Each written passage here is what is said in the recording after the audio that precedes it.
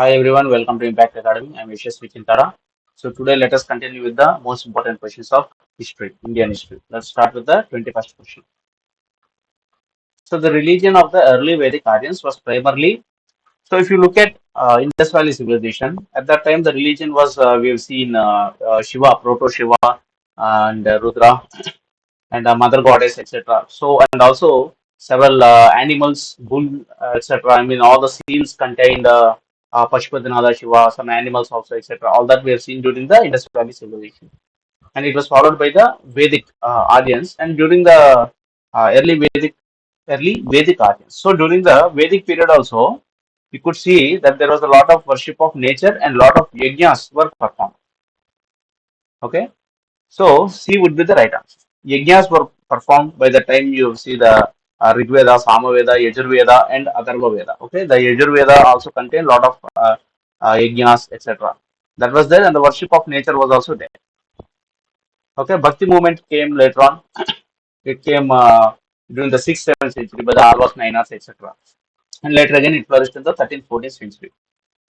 Okay, so initially during the Vedic period, there was a lot of emphasis on the yajnas. Okay, a lot of rituals, sacrificing the cattle, etc. And that those are one of the reason for the decline of the Brahmanism and increase in Buddhism, Jainism, etc. Okay, that is one of the main reasons because people were getting more and more pastoral, agriculture was increasing, and these yajnas had a lot of cattle slaughter, which was against. Okay, so the Vaishyas especially embraced Buddhism. Okay, so worship of nature and yajnas. 22nd question.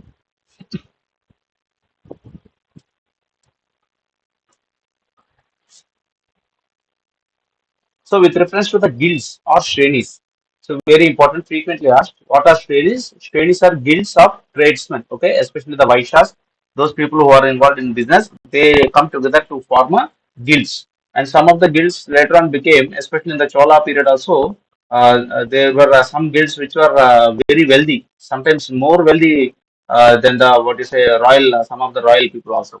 So all those things, and the guilds were very powerful. Okay, so the first statement, every guild was registered with the central authority of the state, and the king was the chief administrative authority on them. Obviously, throughout history, if you see, the king always had power on everything.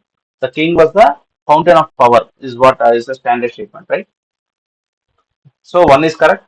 The wages, rules of work, standards, and prices were fixed by the guild. So that is the purpose of the guild. They set the standards also. They set the prices. Okay, rules, wages, everything. The guild had judicial powers over its own members. So as I said, the guilds have become very powerful, and whoever is the member of the guild, they get the protection also, and also if any punishment needs to be given or anything needs to be taken care of, that also the guild will do. Okay, so the guild had judicial power over its own members. That is also true. So I would say all 1 to 3 are correct. Okay, and this guilds and all mostly it started, you can say, during the Mauryan period, Gupta period, at that period. Okay, as more and more large empires have started forming, and more people were doing trade, and there was brisk trade with the foreign countries also. That time you can say in the Central Asian region, the Southeast Asian region, etc. So the prominence of guilds and etc. had increased. So if you look at the 23rd question, India maintained its early cultural contacts and trade links with Southeast Asia. Okay, so China, Indonesia, the Malay region, all them, across the Bay of Bengal. For this preeminence of early maritime history of Bay of Bengal, which of the following are the most convincing explanation? Okay, so as compared to other countries, India had a better shipbuilding technology. So even during the Indus Valley civilization, we saw that there is brisk trade. So this is true. India had a better shipbuilding technology than most of the others. And the rulers of southern India always patronized traders, Brahmin priests, and Buddhist monks in this context. So that is also true. As just now we have seen a lot of guilds were there, Shreni was there, a lot of trade was there. So this is also true. The rulers of southern India were always patronizing the traders, Brahmin priests, and Buddhist monks, etc. Monsoon winds across the Bay of Bengal facilitated sea voyages. See, most of the sea voyages happened between, traders and travelers were coming from, you can see, Morocco, okay, Ibn Battuta, all those people. You have seen Vasco da Gama from Spain, and even before, you've seen Domingo Pace and Barbosa, etc. They are also from Spain, Italy, etc. So basically, people were coming from the Mediterranean side. Okay, they were coming from the, what you say, European, Roman Empire, etc. So from that side they are coming, and that side what we have is Arabian Sea, not Bay of Bengal. And also the monsoon winds mostly flow over the Arabian Sea. So the northeast monsoon flows through the Bay of Bengal, but predominantly monsoon winds, the Arabian branch brings most of the, what you say, be it rainfall, or even if you look at the direction also, this is not the right option, not Bay of Bengal. It is more about Arabian Sea. So monsoon winds across the Mediterranean Sea and the Arabian Sea facilitated sea voyages. So A and B would be the better option. Okay, so here it says both A and B are convincing explanations. So this is the right option. So 24th question. The Jain philosophy holds that the world is created and maintained by. So in Jain, as I discussed, they have rejected the Vedas, the authority of the Vedas, and though they believe in God, they have kept the God below the Jina. Jina is the conqueror of all, every senses and everything, right? So the Jina is higher than the God.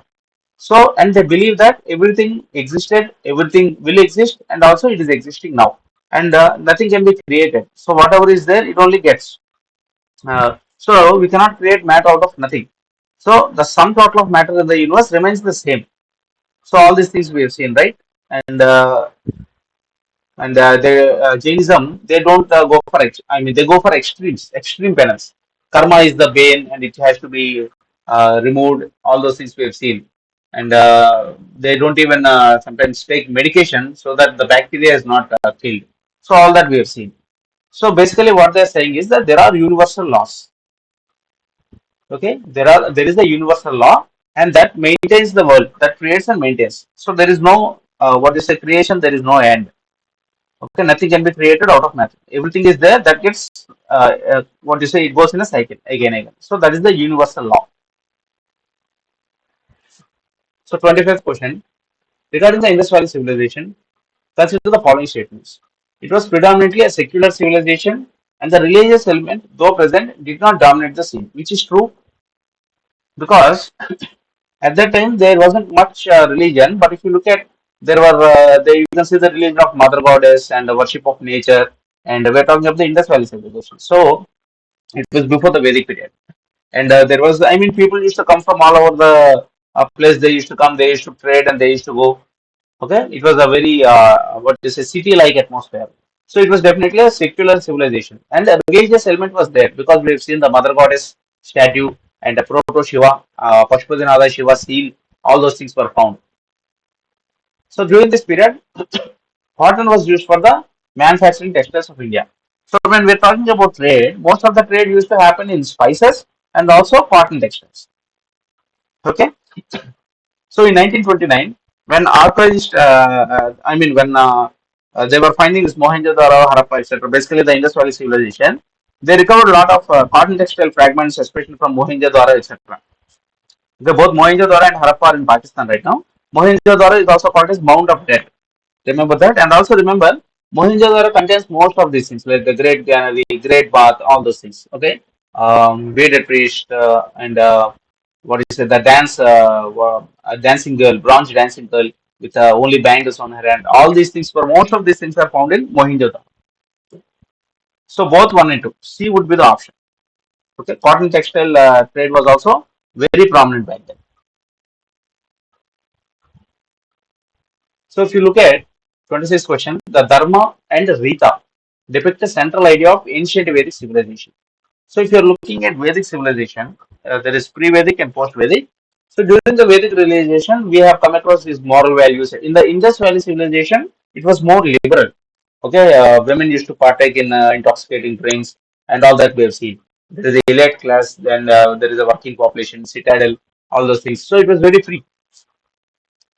So by the Vedic period, things have become more orthodox and there were more restraints. People are, there is a decline of this city, what is a city kind of atmosphere, and people have started dispersing into small principalities. So again, From the city lifestyle, they went back to a tribal lifestyle.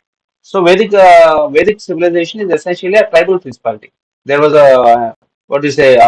People started living in small groups, villages, grama, kula, kulapati, grama, all those things. So, and that is where these Vedas and etc. were compiled, right? They're full of moral obligations, etc.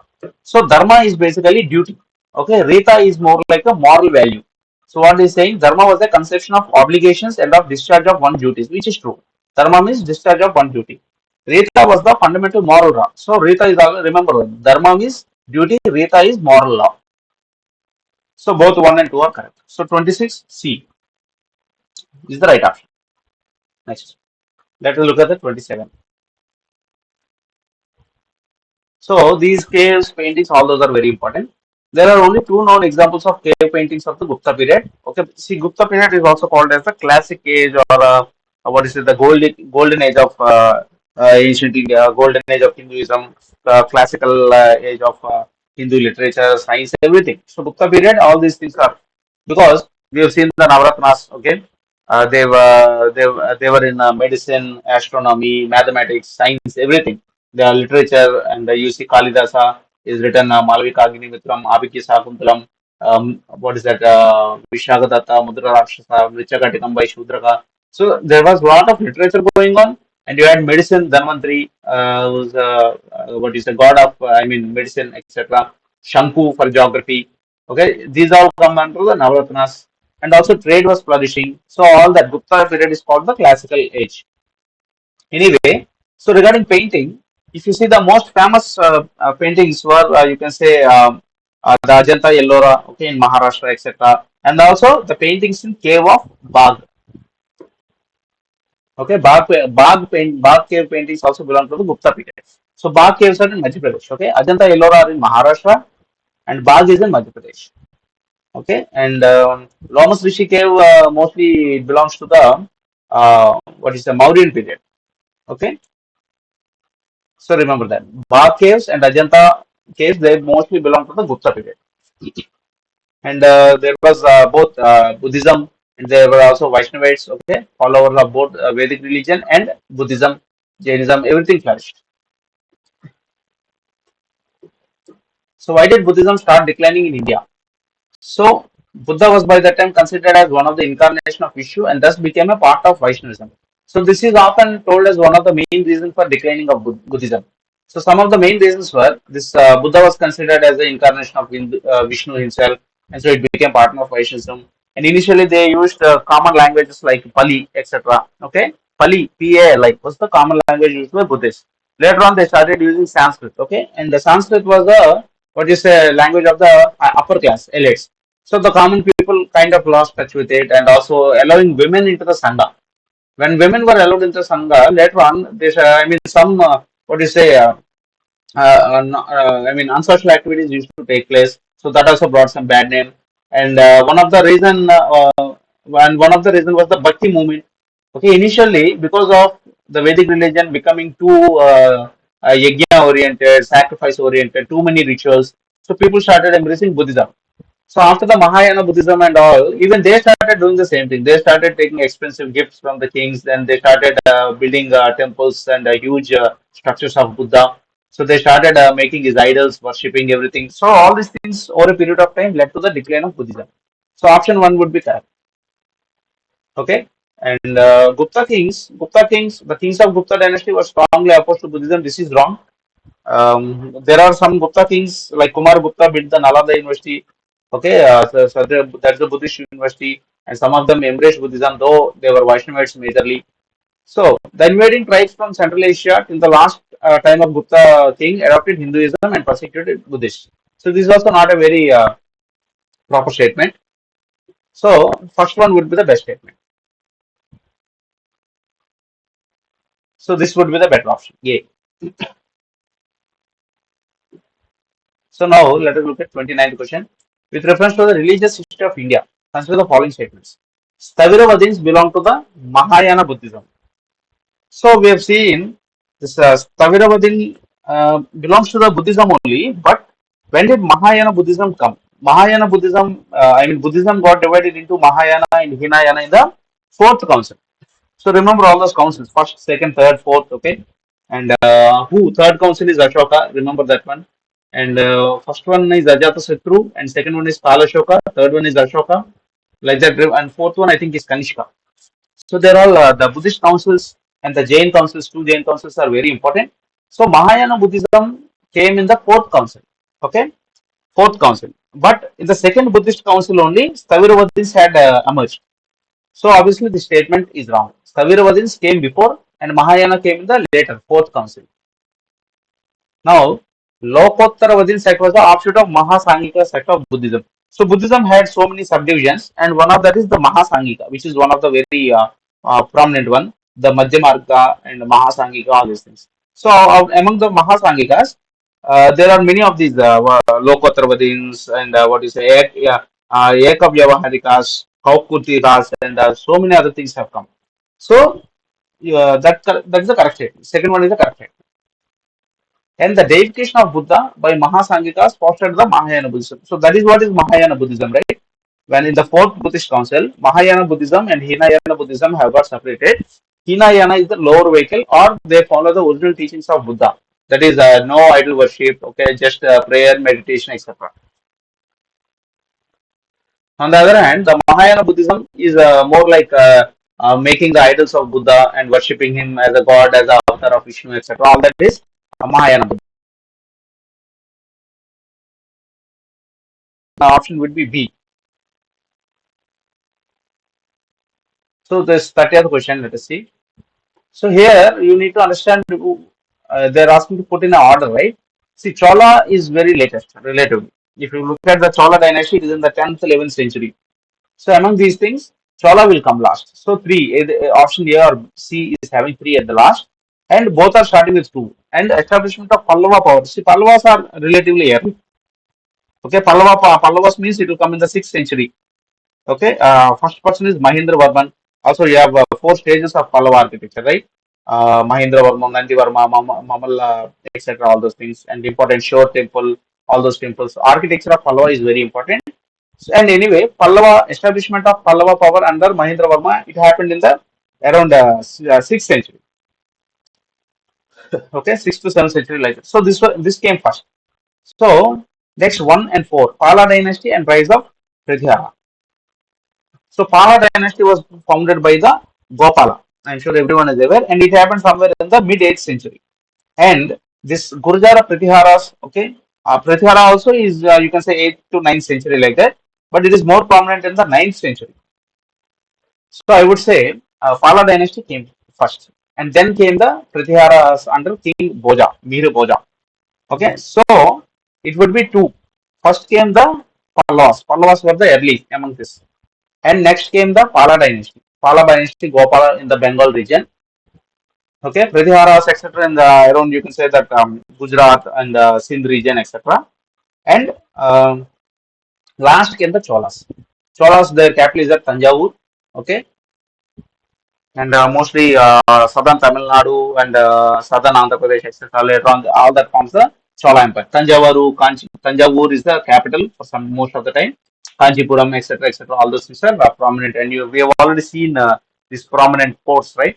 In the sometime back, we've seen Nagapattinam and what do you say, Pubhar. All those ports are also Karaikal port, etc. All those are very important. So fine, let us continue the next class. So this is option C is the answer.